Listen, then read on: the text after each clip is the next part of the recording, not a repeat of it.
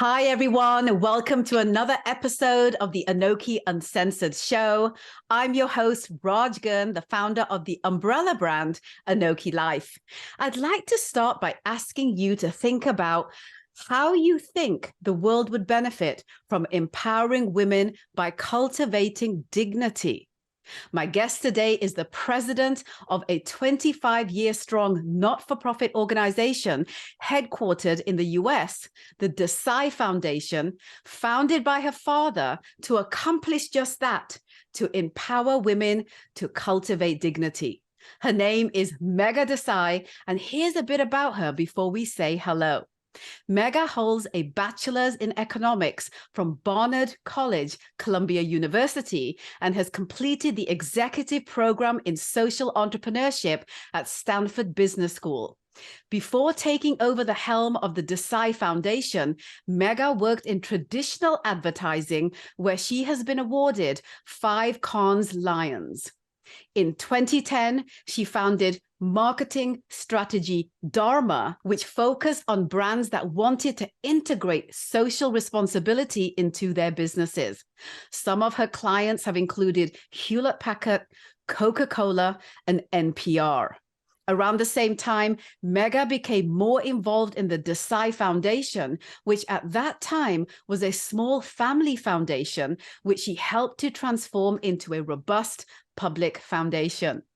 Her leadership has helped to put the Desai Foundation on the map through heralded events like Diwali on the Hudson and the Lotus Festival.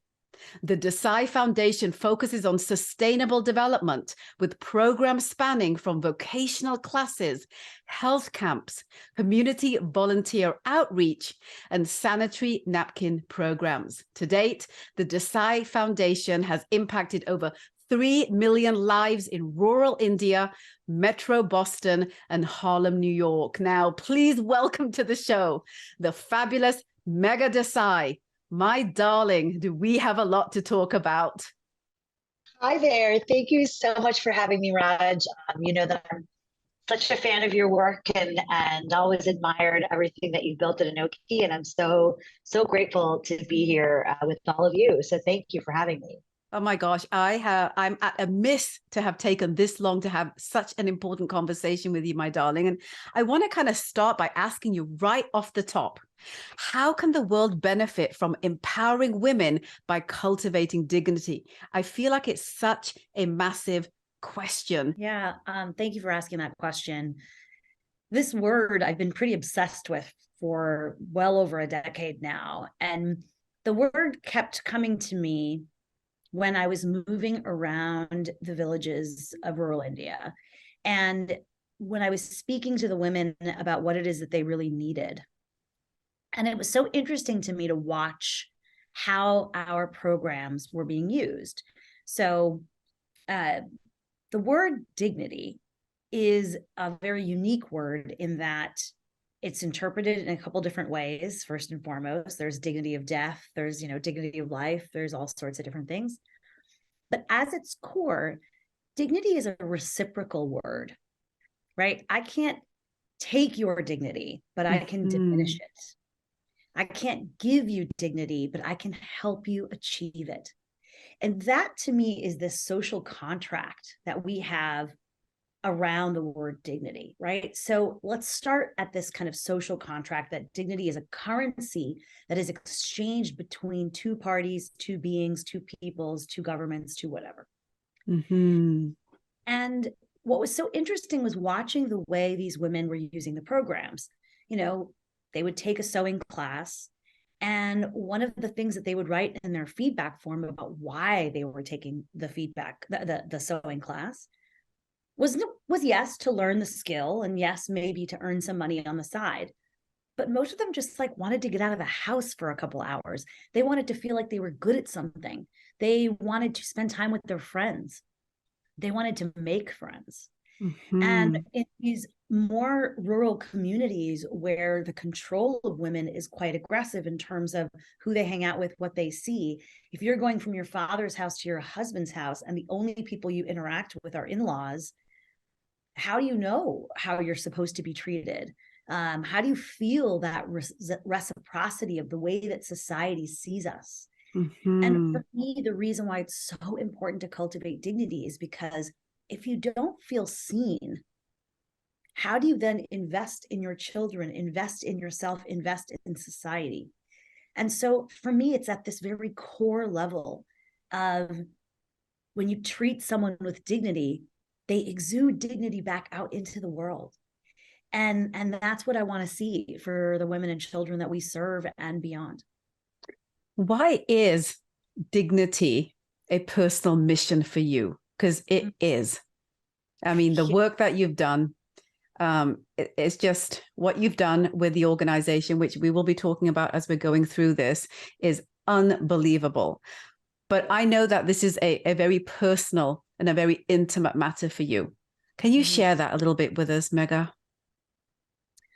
Yeah, I think that a little bit of my obsession with the word and the concept, it comes from a place, a little bit of naivete, right? So I moved from the kind of corporate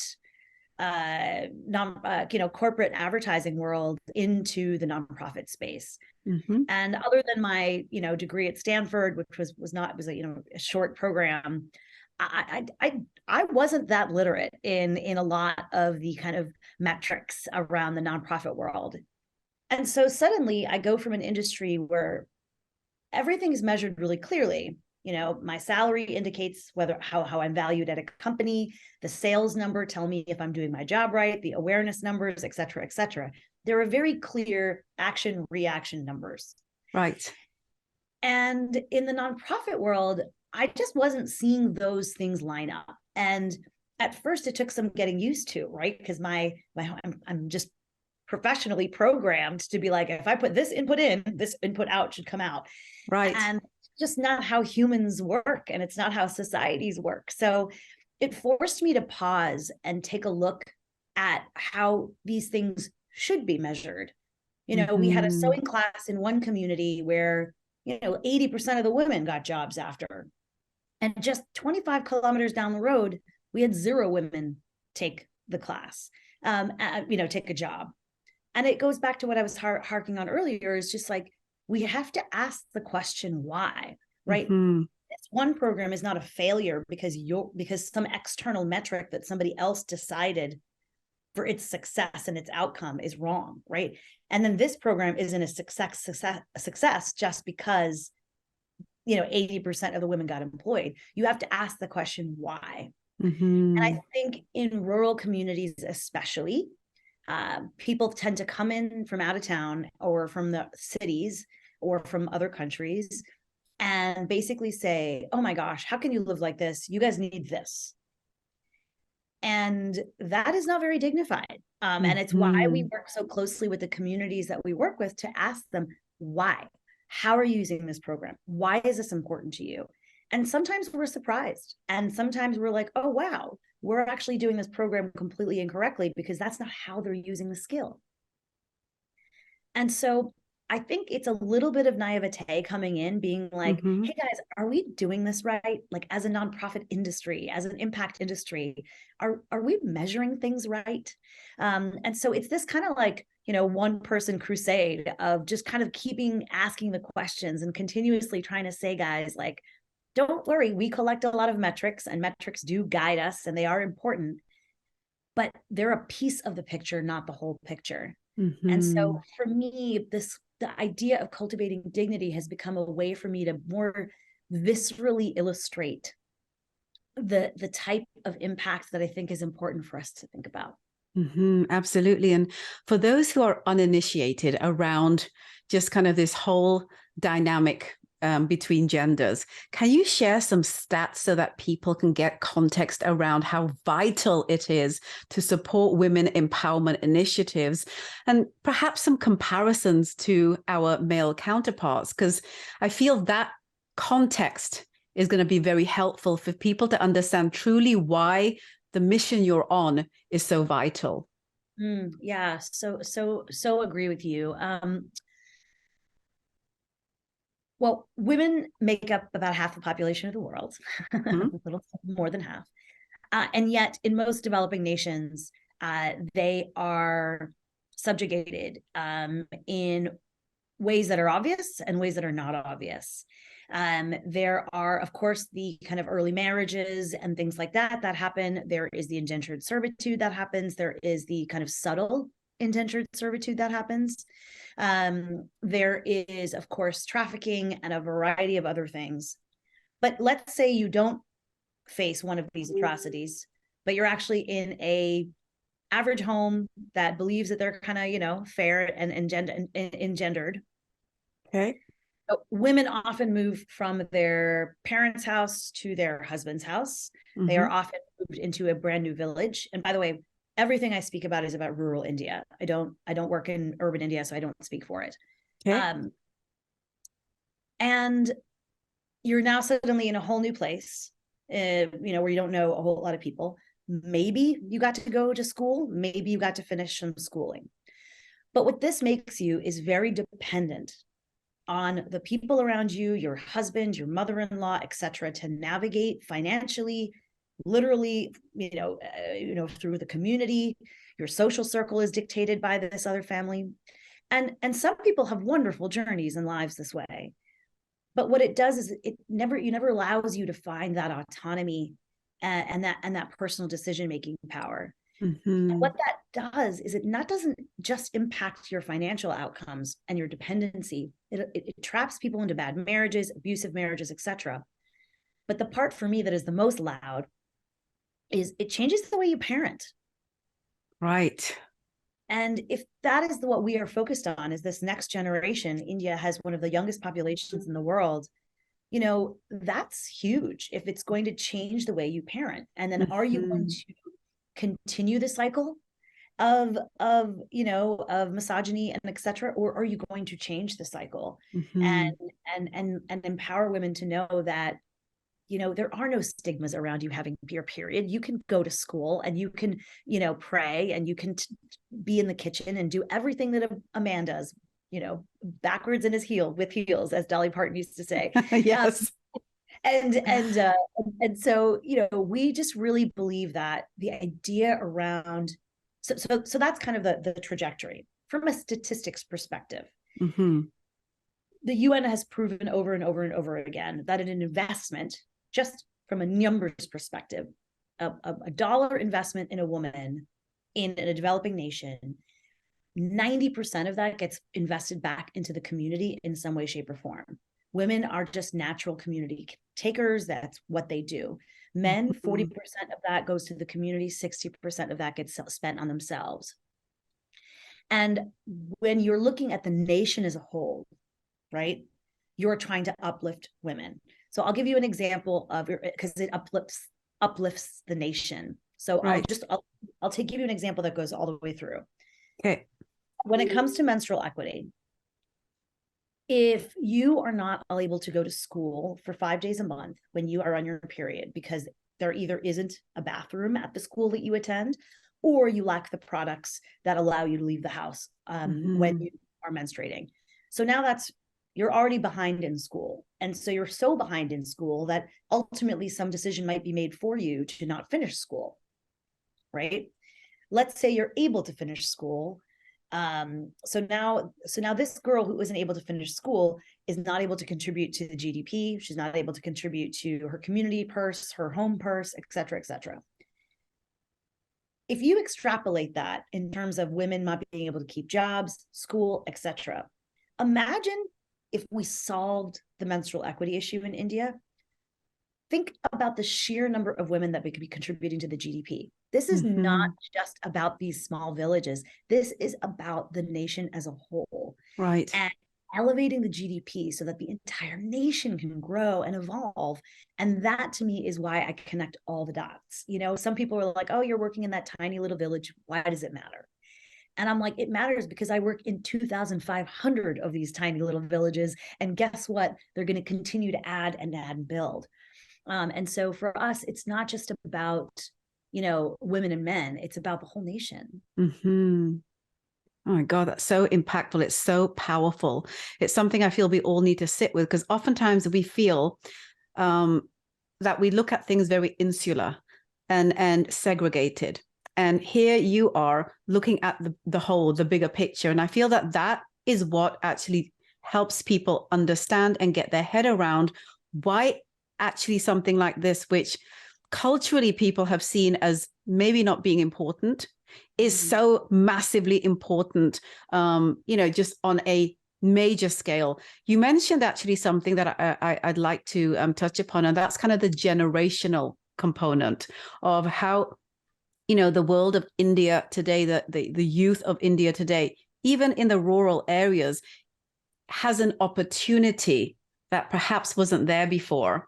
I feel that some of that has to do with a lot of the initiatives that the Desai Foundation has implemented to empower women by doing just what you're talking about, and that's cultivating dignity, providing the resources to accomplish that. Can we touch upon that a little bit, Megha? What are some of these initiatives that you guys are doing so people can, maybe lean into some of this and support, the larger goal you have here? Oh yeah, absolutely. And this is where my juices really flow. So this is what I love talking about, is the programs. So we currently have 30 programs that we execute in 8 states in 2,500 villages across India. We operate in Gujarat, Rajasthan, Maharashtra, Uttar Pradesh, Madhya Pradesh, Orissa, Tamil Nadu, and Karnataka. And we will be expanding to 1 more state next year. Incredible. We are really, really proud of our programming because half of them are scalable, half of them are designed not to be. Not everything has to be scalable. Right. And we understand how the different adjustments state by state happen. It's why we work with local organizations to ensure that we are being culturally sensitive. We understand the difference between a village in Orissa and a village in Tamil Nadu, not just from a lingual perspective, but from a cultural perspective. So for example, in Tamil Nadu, they are a little bit more progressive when it comes to women's rights. So we actually conduct our menstrual equity programs co-ed there because the men there are much more open and receptive to hearing that information alongside women. I love that. Yeah. So in every place that you have to kind of make the adjustment and understand the community that you're in. So we offer programs in 3 major verticals. One is health. So a lot of health access. So we do a bunch of screening work, whether it's diabetes screening, eye checkups, we do a ton of gynac camps, et cetera, et cetera. We do a huge kids health mela where we bring together 200, 500 community members, and it has like rides and puppet shows, and everybody comes out and the kids all get screened as well as learn education about how they can be healthier and watch out for different issues and things like that. How fabulous. Yeah. So something that we take for granted here in the States is, and we're also probably not as educated on this, but like your nail beds can tell you a lot about your health. And it's something that here we cover them up, but if you're in a rural community and we are able to give you a lesson about how if you start to see ridges on your nails, that means that you're deficient in XYZ. If you start to see a slight discoloration or if it's starting to crack, it's a really, really beautiful indicator of your health, just the way that, your menstrual cycle is. Like, hey, if it's late, 8 different reasons. If it's lighter, if it changes color, et cetera, you can really educate people on how to monitor their own health through these quite simple tools. So tons of health programs. Our second vertical is around vocational training. So we teach skills, but then we also teach entrepreneurship. So as I mentioned, we have to really listen to how these women are using these skills.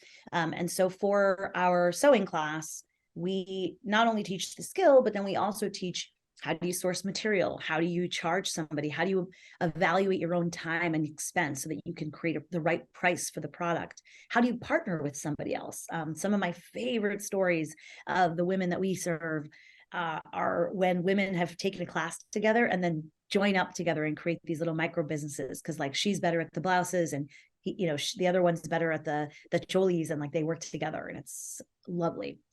And so that's our vocational training program. We also have a very successful beautician class, which is one of my favorite classes. We have so many huge success stories of women starting their own business in our beautician classes. And then our third vertical is also in livelihood, in our creative learning programs. So we haven't scaled these yet, but we have fully piloted them now, and now we're looking for partners to scale. But basically what we've done is we've gone into schools and to school districts and tried to encourage creative learning and hands-on thinking. So you may have heard of, like, there's a tinkering lab, a very famous tinkering lab program that's out there. We have a kind of version of that that allows for more hands-on learning. We have something called summer camp, which really helps young minds to think and to voice their own opinions and to be more collaborative in nature and building things. We think that type of thinking can really help elevate from a vocational and life skill perspective. So I don't have data on that long term yet, but we're building data now. So much here. Sorry, please carry on. Sorry. And no, please don't. And then our last vertical is menstrual equity. Our menstrual equity program is 100% 360. It's the most robust menstrual program that I'm aware of. We provide health and awareness both in schools and in communities. We provide production. We have a semi-automatic machine that makes retail quality pads that we then sell via the women. So women are involved and employed in every step of the way. And then they go door to door, which is a huge friction point for the women to go to the store and buy it from a man. And so once you're going door to door, you get that education, you get that learning. And the program is really best in class in terms of the product, the message, and the way that we've been implementing it. And it's actually one of the reasons why we've been able to expand so quickly, is because people from other states have heard about this program and said, oh my gosh, bring this here. And so many of the states that we expanded to, I had never visited Orissa, didn't know anything about the geography of the land or anything. And they reached out to us halfway through the pandemic and said, you must bring this program here. And so that's kind of I think that's such an honor to be invited into regions like that. Absolutely. And just this whole idea behind kind of the taboo around these discussions, culturally speaking, is like times 10 in rural areas. And the fact that, this is proof of concept that there's a need for this, because this is kind of the single largest scale that I believe that you've seen in recent times for your organization. Am I correct when I say that? Yes, absolutely. We've grown quite rapidly over the last 2 years. And I think you're right. I think that's, credit to the team on the ground and to the way that we've been able to execute the program, as well as our ability to share the stories of the success.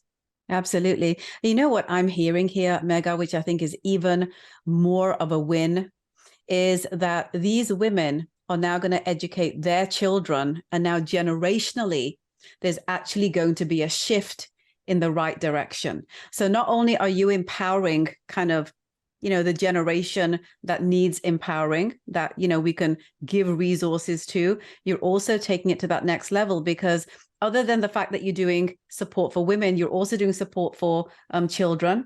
In addition to that, you're changing the thought process behind a lot of these things in terms of, cultural taboos. There's nothing more powerful than that. So I want to take this opportunity to just lean into all the people watching, listening, and reading this, and give them an opportunity to be able to support you, whether it is through funding opportunities, whether it's through resources, whether it's through creating awareness. Where are we sending people? Yeah, thank you for that. So there's a lot of information at the DesaiFoundation.org. We've worked with the great Shruti Ganguly, and she has made so many beautiful documentaries for us to really help showcase our work. So there's a documentary at the Desai Foundation /Heroes that you can take a look at, our Heroes for Humanity program, which was a pandemic activation. As well as on our YouTube page, that you can check out some of our videos. Of course, donations are always welcome, Yes. and are fully certified in both in India and the United States. So and we can accept funds from anywhere around the world. So, and including crypto. So anything that you want to donate, we can accept. I think the third is twofold. One is we have a campaign every May called Pleasure Period. And Pleasure Period is a simple concept where we ask people to talk publicly about their periods on their social media. And we basically ask them to say, like, you know, 1 year our theme was share your first period. Last year's theme was show yourself breaking a taboo. And I think that for us, it's really lovely just getting people to speak about their periods, bleeders and non-bleeders alike, by the way, because periods affect all of us, because none of us would exist if we didn't bleed. So that's a powerful statement right there, Megha. Yeah. So it's kind of like we are, it's silly that this is still something that, you know, even you'd be surprised how many people here in the US have to take so much convincing to speak about their periods on their social media. So participate in Pleasure Period. And then, you know, come visit our work. If you're in India, let us know. Where we operate, like I said, in 8 states. And if you happen to be visiting the country, we're happy to connect you with some of our team. And I think my last point, which is a little bit, it's going to sound a little preachy, but is visit rural India. I think so much of us are either scared to go out there because we've heard all these stories about malaria and dengue fever and whatever, or we just tend to go to India for the greatest hits and visit Delhi and Goa and then go back. But if you really care about getting to know India, go visit the 70% of the population that lives in rural India and pay attention to the donations that you're giving, and see and ask the questions. Hey, how much of this money is going to rural communities? Because, you know, right now it's disproportional how much of the funding goes to urban communities instead of rural ones. And rural India needs your support. Absolutely. You know, I want to belabor a point here, because I feel that, you know, there's not a lot of knowledge with a lot of, you know, of the younger generations regarding, you know, what's happening out there in rural India. And for those people who are a part of our community here at Anoki who aren't South Asian and aren't familiar with, you know, how, you know, culture really kind of affects how we move forward. How does cultural expectations impact the forward movement of your mission with the Desai Foundation, especially in rural areas of India, which is your specialty, really? Can you shed some light on that so we can kind of maybe close the gap there for people who aren't sure? Yeah, you know, culture is a funny thing. Culture is a product of a collective thought and a collective idea. And yes, tradition and history and a couple other things. But it is amazing how quickly culture can change. And it is amazing how quickly rural cultures can change if you're pulling at the right levers and if you're speaking to the right people. I think I'll give you an example of a community that we work in. Okay. I'll give you 2 different examples, actually. So one is in a village in Gujarat where they were very conservative, and we put together, we installed one of our Asani sanitary napkin machines, and they kept giving us a room. Like originally they had showed us geographical locations that were like hidden, you know, like in the back of some factory or somewhere and I was like, how about right here in the center of the school? Of course you did. And it took some negotiating, but we knew who the right people on the board were, and you know, we were able to figure it out. But I mean, our Asani Sanitary Napkin Center is inside the school. Every single student that is finishing school there, which is a K through 12 school, is like, periods, yeah, no big deal. That entire generation in that entire village is like, yeah. And because so many women have been employed through this, right? Whether it's in the factory, in the facility, or as sales ladies, the men in the community actually love that there's a sanitary napkin, production unit there, and celebrate it. And we were trying to negotiate buying the main billboard in like the town, like the little hoarding, and I thought we were going to get some friction to like put a big menstrual billboard up there, but there was no friction. Friction. Put that billboard up, went up, and then they gave it to us for 3 months for free because the town was so happy with it's just been remarkable, right? Like what you think when you do things in the right way, things can change. And I can assure you that in 25 years, there's nobody in that village that is going to, feel like unworthy of God's love while they're bleeding, or feel like they can't cook, or they can't whatever. Another example is in a very traditional Sikh community that we work with in Maharashtra. It's like an 80% Sikh community, and originally they were very uncomfortable with us having, the boys involved in the education and awareness programs. And we weren't able to accomplish it for almost 2 years. We were not able to bring boys in. The funny part is, speaking of culture influencing culture, but then they found out that in Orissa, in a even more traditional culture, there the men and the women were learning about menstrual health together. And not only that, some of the instructors were actually men. Wow. And so they heard this and they were like, well, we're not that backwards. We're going to figure this out. And now suddenly we have a community in Orissa that's influencing a community in Maharashtra, because we do a very good job of making sure that the communities know what's happening in the other communities. And so, suddenly I have progress in Maharashtra. So it's really beautiful to see how things can change. And they want to change, and they want to progress, but you have to come at it the right way. And you have to solve the right problems.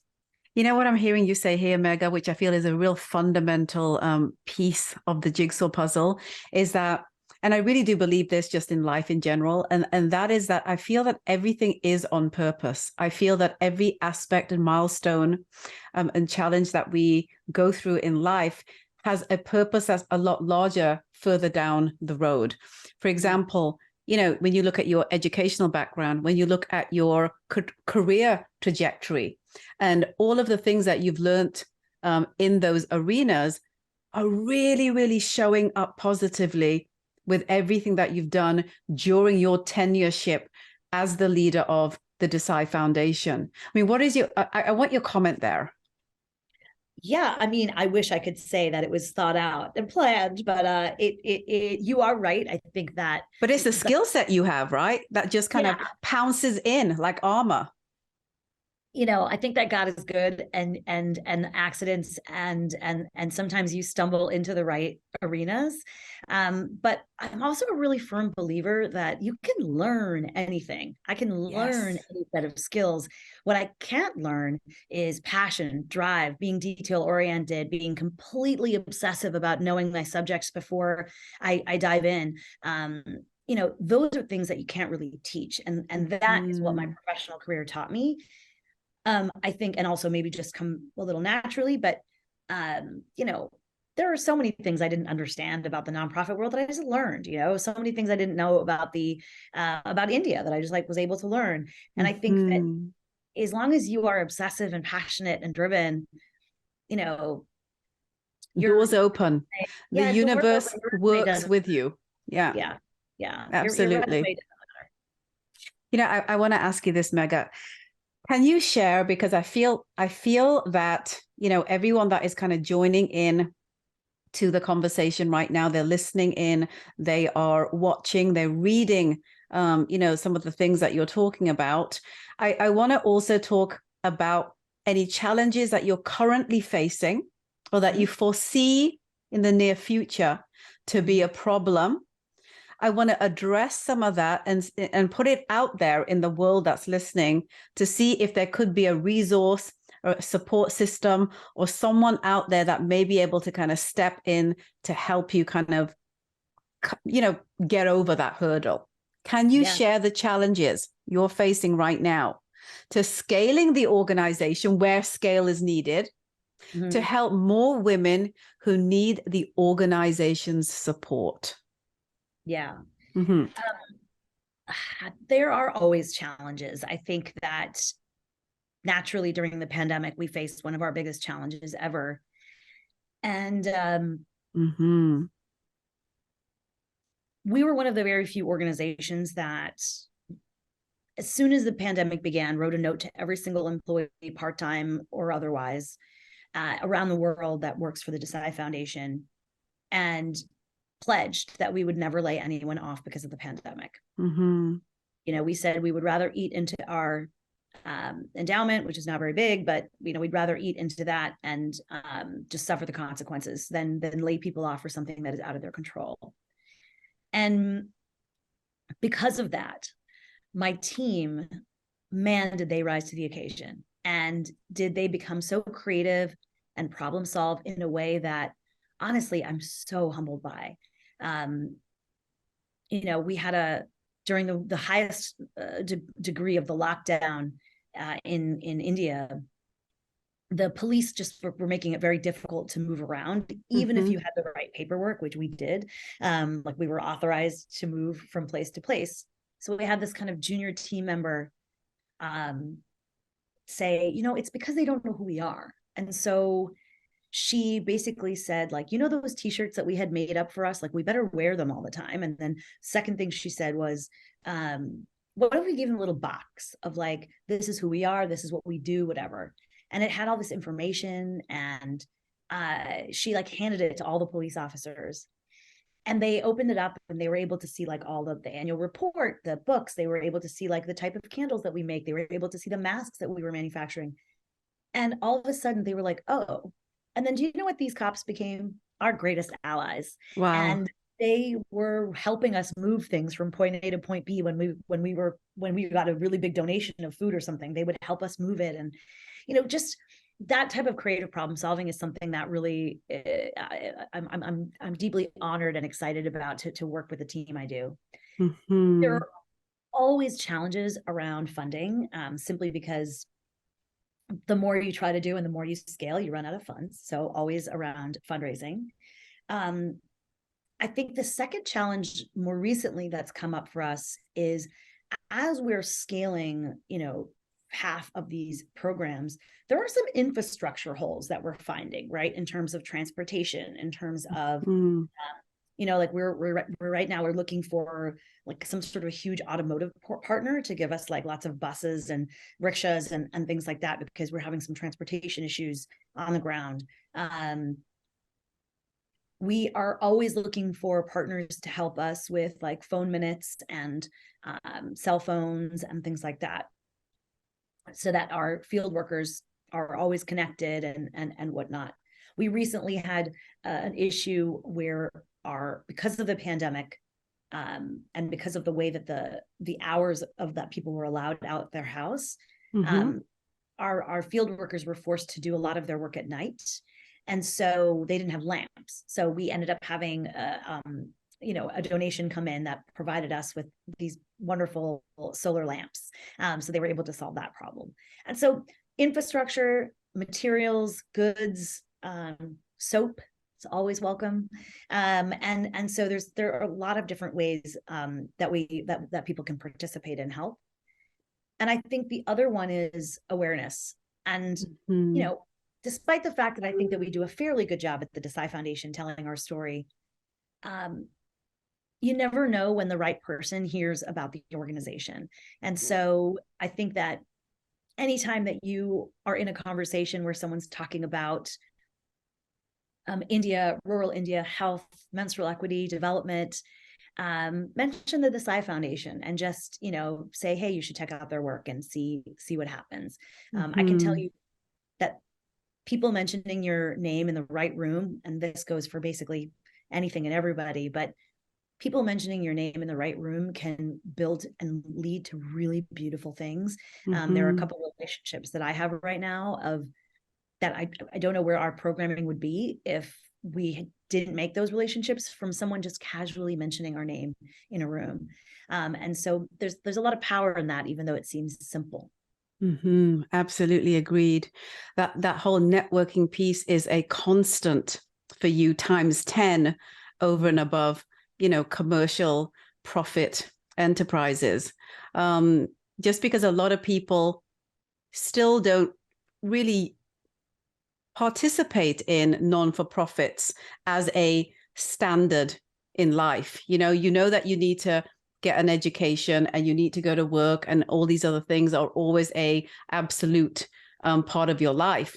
This part needs to be, because just imagine how the world would be a better place if this was also something that you culturally and ethically felt needs to be a mandate in your personal journey.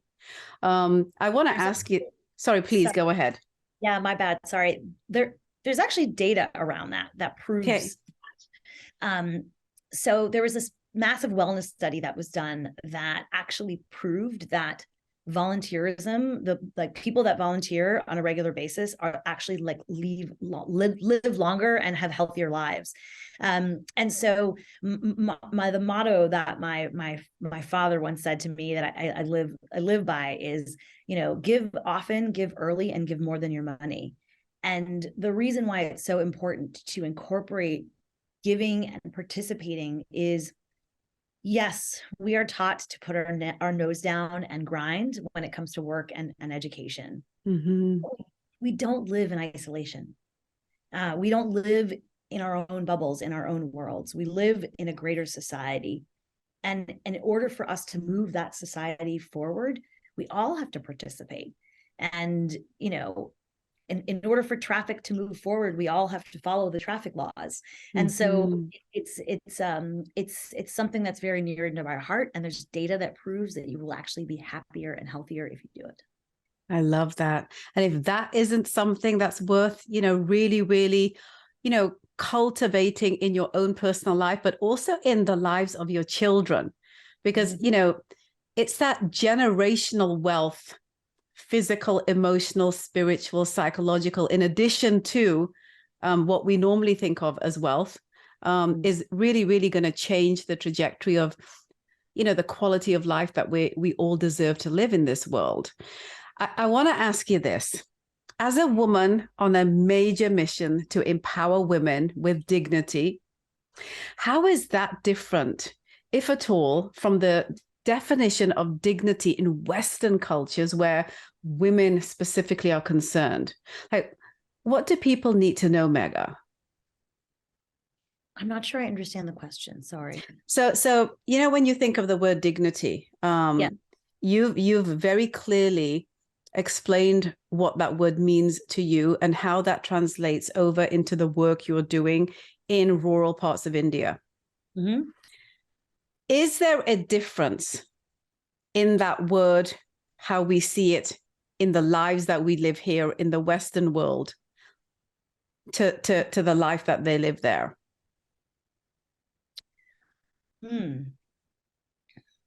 I think I think the major difference between how the concept of cultivating dignity is different, say, in a rural community versus here in the US is the weight of it. It's the weight of it. For that woman, living in that rural community, not having made any friends and getting to go into this sewing class for 2 hours every day for 3 months, building this skill, building that dignity, that friendship, feeling seen by someone other than her, mother-in-law and husband. That could mean life and death for her, right? That could, and so it's just the weight of it. I think it's the same tangible meaning, but the weight of it is different. I love that answer. What an amazing way to differentiate what that word actually means in how we live in our world, and how women live in that world, who are really up against so much more in terms of how much more that word needs to be in their life compared to us. It's just, and we talk about life in relative terms, but there's certain things that you can't measure in relation to each other, and that's, I guess, where I'm going with this, in terms of really how impactful that word is in changing the trajectory of the future of the women in those environments versus us, and what that word may mean to us and the future of women in this world. It's part of a way bigger discussion, obviously, which I feel I need to bring you on just to have that discussion, because I know that there's a lot that, will come about from it. But I want to kind of get ready to close off by asking you something that I feel is also really, really important. And that's creating awareness outside of kind of the immediate obvious places. And you've alluded to this already in terms of, the name of the organization showing up in certain rooms. You're a renowned speaker. We've touched upon this a little bit as well. But creating awareness really does require you to kind of be in those rooms, because nobody can speak your purpose with more vigor and more passion than you can. You've spoken on numerous stages. You mentioned off the top that TEDx is obviously one of them.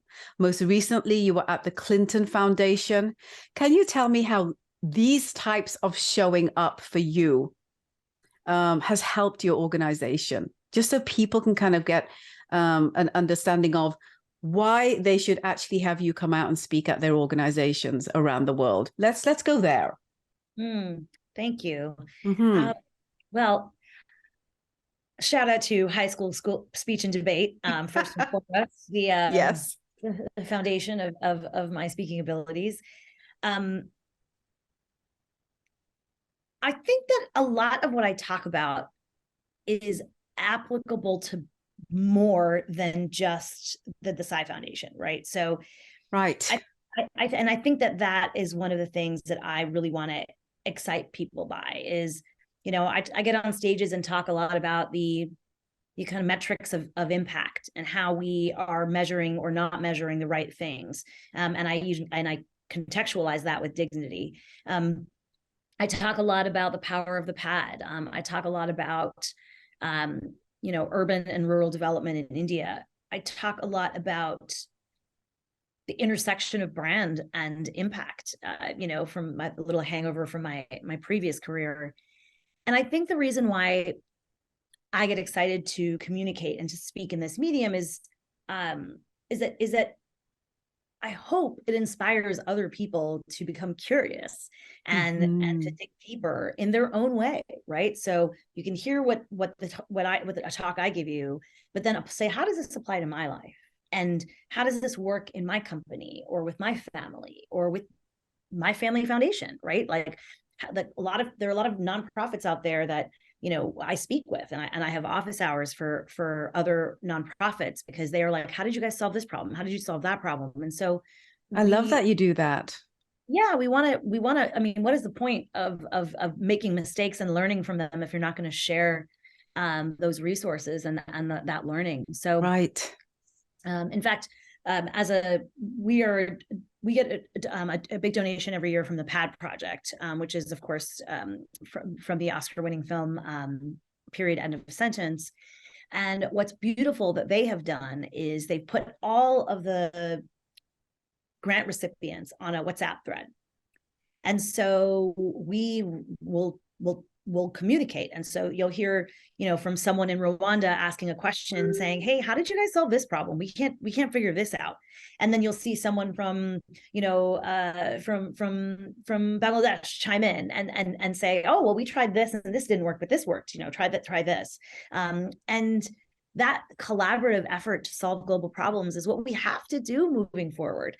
And so for me, spreading my message isn't really about just the Desai Foundation. It's about spreading these ideas so that we're collectively moving forward and learning from one another. Because I think that, progress never happens alone. Absolutely.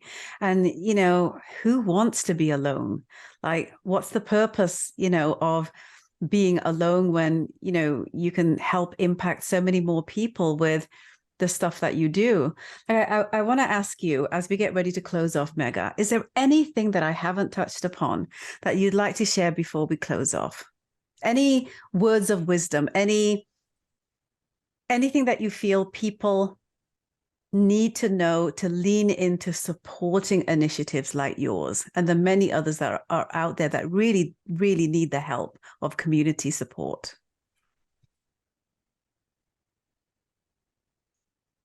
I think that you cannot be an effective participant in a nonprofit or a donor unless it really deeply connects with your soul. And I always ask people, what are your priorities as a donor? What are you passionate about? Mm-hmm. And when I hear somebody that is talking about how they're really passionate about the environment, or they're really passionate about infrastructure, or they're really passionate about, working with, there's a litany of problems in this world, right? So they will say, I really care about water conservation. Then, I then say, well, then we aren't the right organization for you, right? Here is a list of organizations that you are going to more deeply connect with, because nonprofits, and I speak generally for nonprofits across the board here, we're not looking for one check from you. We're looking for a lifetime of engagement with you. Mm-hmm. We want to learn from you. We want you to go out to our organization and see the work. We want you to be a spokesperson and ambassador for our work. We want you to join our boards and our advisory boards. We want you to host events for us. So for us, when we are investing, because by the way, it's a two-way investment, just the way that Dignity is. When we are investing in a donor, we want to know that they're going to be with us for a long time and that they're passionate about the work that we're doing. And so my advice is simply, if women and children aren't your thing, no problem. Go find an organization that suits what you're passionate about and then lean in. Figure out how to learn more. Make sure that you understand what they're about. Pick up the phone, call that organization, say, hey, I just wrote you guys a small check. I'm interested in maybe writing you a larger check, but I want to learn more about how this works. And that is, I think, every nonprofit's dream is that in terms of how they operate. But yeah. Oh my God, I love everything about the conversation that we've had today. I feel so lit and excited about, the potential opportunity of other people, becoming more passionate and excited about the opportunity of helping those people because they can. Megha, thanks so much for coming on to share the vital work you and the Desai Foundation are doing to empower women by cultivating dignity. You are truly a woman to admire for all the right reasons, and I simply adore you. Thank you so much. Thank you, everyone, for listening. And thank you, Raj, for your everlasting support. It has always meant the world to me. So thank you. Absolutely, sweetheart. And next time you need something, you need to get the word out, you're doing something new, please come back. Let's get people involved. Let's get some support around the work that you do, because the work that you do, only certain types of people have the capacity to step into that and make it their life's work like you have. So thank you so much. So guys, that is a wrap for this week. Please remember to support the Desai Foundation in whatever way you can, because every effort counts and is appreciated. And don't forget to stay connected with us here at Anoki. Search Anoki Lifestyle on socials and join our free weekly newsletter, guys, at anokilife.com. And until next time, have the very best day ever. Lots of love from me to you.